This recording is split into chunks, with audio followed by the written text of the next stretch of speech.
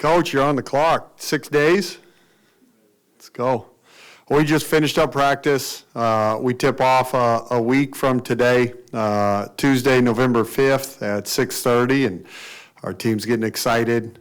We had 2 close scrimmages that we've done, and have had great growth over those 2 scrimmages, and I know our team's getting really, really excited to go out and lace them up for real. So we got, I think, 5 practices left before this thing gets started officially.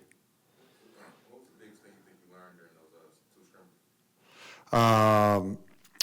We're deep compared to last season. Our depth is it's a huge difference from last year. And our guard play is really talented, and we're working on putting our press in.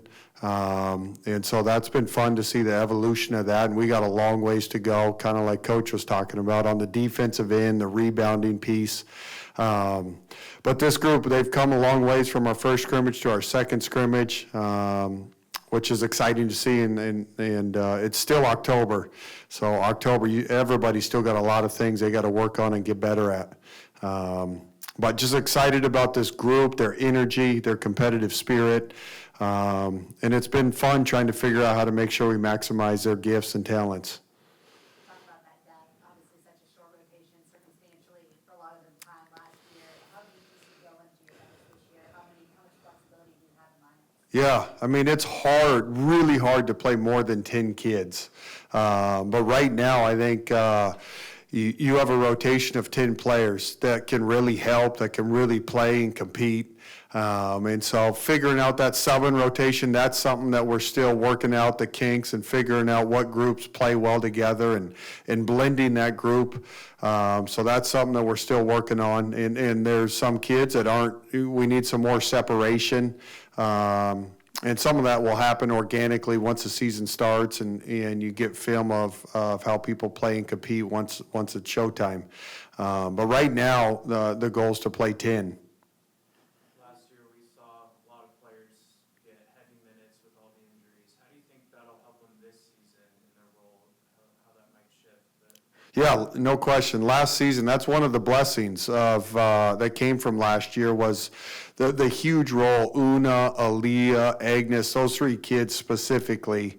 And the payoff is their maturity this season and where they're at. And those 3 have played great so far. They've been great leaders. You can just tell their confidence, their comfort level from a year ago. This time's night and day.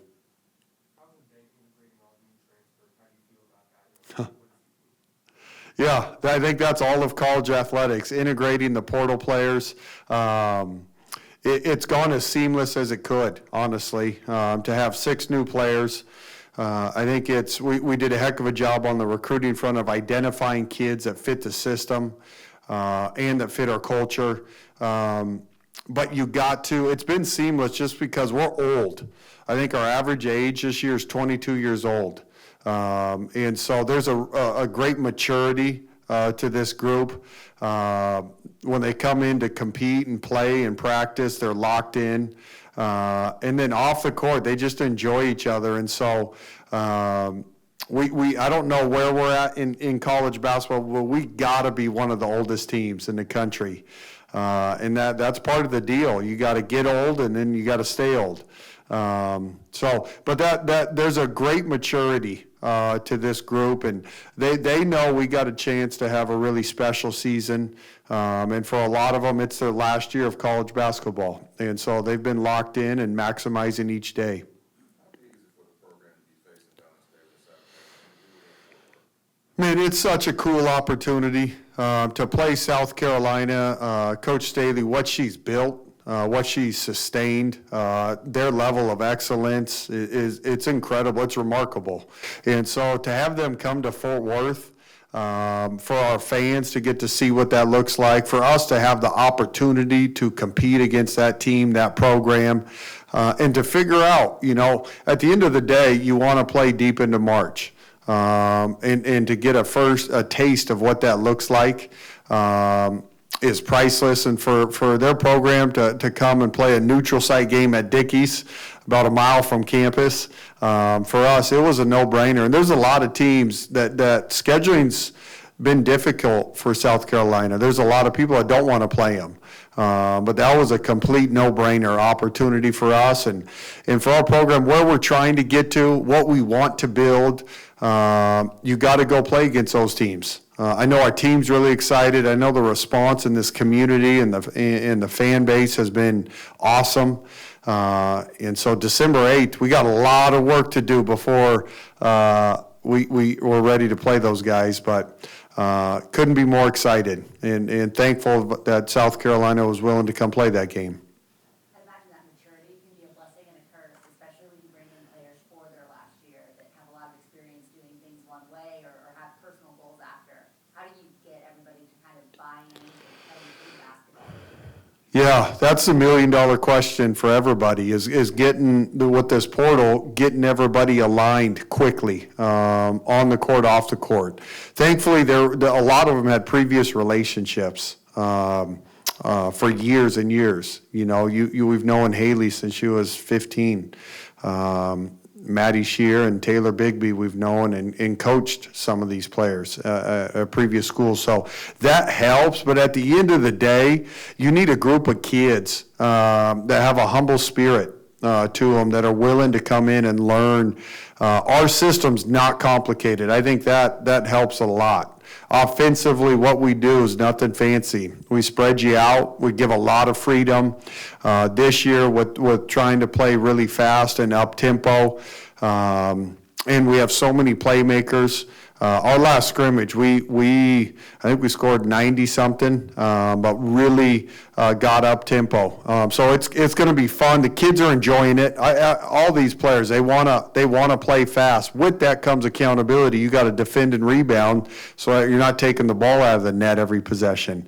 And so that's the biggest thing is getting the defensive side of the ball really dialed in. But getting this group to gel with our 6 returners and the 6, it's been as seamless as it can be. Year 1 to year 2, how does your approach change? You know, I imagine it was survival mode by Yeah. January, but now there's big expectations and big names on this team. How do you as a coach approach that challenge? Yeah, it's what you want as a coach, is to have expectations, is to have a roster that has big names and talent. At the end of the day, you want to compete at the highest level. You want to have an opportunity to play in a Final Four and try to get there. And so there's so many pieces that go into play. But as coaches, I feel confident you could say we have like 8 starters.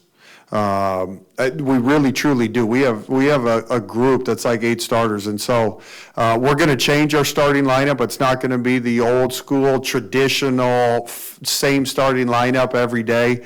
We're too talented to do that. There's a group of players that have earned the opportunity to have a chance to start, and that's part of our depth, is figuring out how to make sure we maximize that group. But that's a great question. But that's every coach's dream, is to have a problem where you have a really, really talented roster and you got to figure out how to make sure you use it right. Did you get an opportunity to scrimmage to see who's going to have the ball in their hands in a late possession? You have a lot of starters. Do you have a finisher? Yeah, I think we have more than one finisher. I mean, Haley's one of the best playmaking scoring guards in college basketball. Madison Connor has proven that she is one of the best shooters in college basketball. And Sedona Prince is such a unique, versatile set. So when you come out of a timeout and we got 10 seconds on the clock, I'll tell you what, that other team doesn't know who the play is going to be drawn up for. And there's just so many weapons out there. And so that's what I think makes this group special, is they're buying in, they're sharing the ball, they're playing the game right. At the same time, you got 3 unique offensive weapons, and they're very balanced, and all their games are different. Which players surprised or impressed you most so far going into the season? Oh, that's a good question. Well, to start, Haley's work ethic, to see it day in and day out, and it started before the Olympics. It's the second to none. Her training, her work ethic, it's elevated everybody else. So that's been something that until you get someone and you get to be in the trenches, you don't totally know. Una has made incredible growth from last year to this year in her confidence in herself. The reads that she makes has been incredible. So that's been fun to see that evolution.